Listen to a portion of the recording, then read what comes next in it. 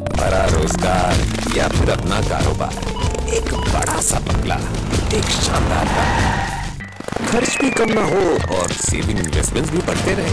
पर सिर्फ सपने देखने से तो कुछ होगा नहीं। अरे भैया, इतनी तरक्की चाहिए तो रहिए उनके साथ जो बोलते हैं तरक्की से जुड़ी बात। CNBC आवाज, तरक्की भाषा। पैसे कमाने से भी ज्यादा मुश्किल है ये समझना कि उसे मैनेज कैसे करें। म्यूचुअल फंड हो या फिर इंश्योरेंस, क्रेडिट कार्ड हो या फिर लोन, आपके पैसे को सेव, इन्वेस्ट से लेकर खर्च करने में हमारे एक्सपर्ट्स करेंगे आपकी मदद। म्यूचुअल फंड एक ऑप्शन है उन इन्वेस्टर्स के लिए जो मार्केट में इन्वेस्ट करना चाहते हैं। समय से पहले अगर आप लोन का भुगतान करें तो नॉर्मली एक प्रीपेमेंट चार्ज होता है। योर मनी सिर्फ CNBC आवाज पर। योर मनी के प्रायोजक है एपिक्स अल्टिमा।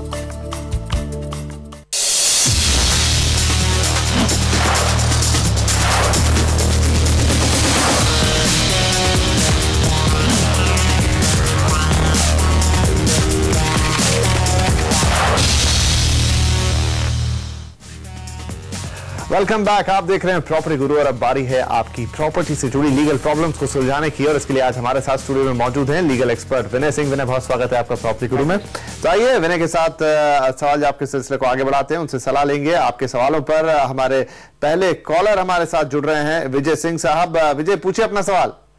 सर, मैं विजय सिंह लखनऊ से बोल रहा हूँ। एक्चुअली सर, मैं 1999 में मतलब ने हमारे एक प्लॉट खरीदा था सीतापुर रोड पर जी। तो सर उसका रजिस्ट्री पेपर जो है वो हमसे मिस हो गए हैं, तो अब हमें उसकी सर्टिफाइड कॉपी दोबारा कैसे मिल पाएगी? जरूर, रजिस्ट्री के पेपर जो है वो गुम गए हैं, अब उसके लिए क्या किया जा सकता है? विनय जी, क्या सलाह होगी? विजय सिंह जी, ऐसा है कि आप जो आपका ज्यूरिसडिक्शनल सब रजिस्ट्रार है जहाँ रजिस्ट्री हुई थी वहां जाकर के आप एक सर्टिफाइड कॉपी की अर्जी वहां डाल सकते हैं और आपको शायद मैं समझता हूं 1-2 दिन में ही वहां से सर्टिफाइड कॉपी मिल सकती है। तो ये आप कीजिए, लेकिन आपको एक और चीज भी करनी पड़ेगी। आपके ओरिजिनल कागजात गुम चुके हैं, ऐसा ना हो कि कोई उसका दुरुपयोग करे, तो इसलिए आप एक वकील के द्वारा एक पब्लिक नोटिस जाहिर करें कि ये ओरिजिनल्स खो गए हैं और अगर किसी वो मिलते हैं तो आपको लौटा दिए जाएंगे। तो इससे क्या होगा कि किसी गलत आदमी के हाथ लगे तो वो उसका दुरुपयोग नहीं कर पाएगा। चलिए, तो ये हुई सलाह आपके लिए। और अब हमारे अगले कॉलर हैं मुंबई से रमेश चंद्र शाह साहब। रमेश जी, पूछिए अपना सवाल।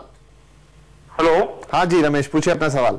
हाँ सर, मैंने मेरे पिताजी ने 1968 में एक प्रॉपर्टी ली है, खरीद की है पगड़ी से। वो फिलहाल गोरेगांव में है वो। तो मुझे इसके अभी मेरे पिताजी के न भाई है न कोई वारसदार है जी। मैं अकेला हूँ, मेरा कोई भाई बहन नहीं है। तो इसे मुझे मेरे नाम पर ट्रांसफर करने में मकान मालिक को कुछ एप्लीकेशन देनी पड़ेगी या तो कुछ चार्ज देना पड़ेगा? जी जरूर विनय, क्या सलाह होगी इनके लिए? शाह साहब, आप उधर वही मकान में रहते हैं मैं समझता हूँ। नहीं, फिलहाल मेरा बड़ा लड़का रह रहा है जी वहाँ पर। और जब आपके पिताजी गुजरे थे तब भी आपका बड़ा लड़का वहीं रहता था? नहीं, मैं साथ में था। पिताजी गुजरे थे ना जब, तो मैं साथ में ही था जी। मैंने 3 साल के पहले यह कांदिवली में एक जगह ली है ऑनरशिप में जी। ये मेरा पगड़ी का मकान है पिताजी का। ये ऐसा है कि पगड़ी के मकानों में जो ओरिजिनल टेनेंट के साथ वहां उस मकान में रहते हैं उन्हें हक होता है टेनेंट कहलाने का। तो अगर आप वहां नहीं रहे हैं आपके पिताजी के साथ जब उनका देहांत हुआ तो शायद आपका हक नहीं बनता है। तो आपको ये जरा एसर्टेन करना पड़ेगा कि कौन रहता था वहां आपके पिताजी के साथ और उन्हें टेनेंसी का हक मिल सकता है और उन्हें ही लैंडलॉर्ड को एक चिट्ठी लिखनी पड़ेगी और ये कहना पड़ेगा कि जो रेंट रिसीट है वो उनके नाम पे वो काट दें। चलिए, तो हम उम्मीद करते हैं कि अब आपके लिए यहाँ पर रमेश जी काफी साफ सलाह हो गई होगी। तो जो उस वक्त उनके साथ रहा आपके पिताजी का जब देहांत हुआ वही व्यक्ति वहां पर पगड़ी का या किराएदार होने का दावा कर सकता है। अब एक ईमेल हमारे पास आया बिलासपुर से गजेंद्र कुमार साहू साहब का और वो पूछना चाहते हैं कि उनके दादाजी और उनके भाई के नाम पर प्रॉपर्टी थी, अभी वो दोनों जिंदा नहीं है, लेकिन उन्हें पता है कि जमीन सिर्फ दादाजी के नाम पर ही है और चाचा नहीं चाहते हैं कि वो इसको बांटे और इन लोगों को हिस्सा मिले। ऐसे में बंटवारा किस तरीके से हो सकता है विनय जी?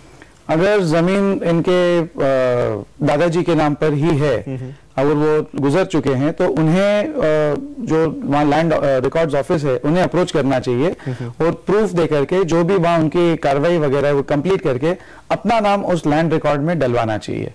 अगर उन्हें ऐसे लग रहा है कि कुछ गलत काम हो सकता है, तो क्योंकि इस नाम चलाने वगैरह में थोड़ा टाइम वक्त जा सकता है, तो तब तक वो एक पब्लिक नोटिस भी दे सकते हैं कोई वकील के द्वारा। जनरल पब्लिक, आम जनता को ये इन्फॉर्म कर दें कि इसमें हमारा भी हक है, तो अगर कोई नेगोशिएट करना चाह रहा है उनके चाचा के साथ वगैरह, तो इनके साथ भी उन्हें डील करना पड़ेगा। चलिए, तो यहाँ पर आपके लिए सलाह यही कि आप सबसे पहले तो लैंड रिकॉर्ड्स में जाकर अपना नाम भी जुड़वा लें और उस बीच एक जनरल नोटिस जरूर दे दें कि अगर उस जमीन को आपके चाचा जी या कोई और बेचना चाहें तो कोई और उसको, जब तक कि आपका नाम नहीं चढ़ जाता तब तक उस जमीन की खरीद फरोख्त ना हो पाए, ताकि आपके लिए एक सिक्योर पोजीशन बन जाएगी।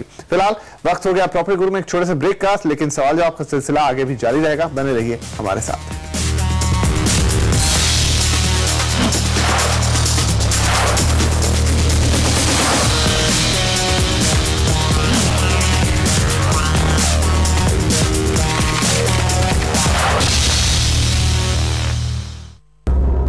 Issue of Forbes India on stands now.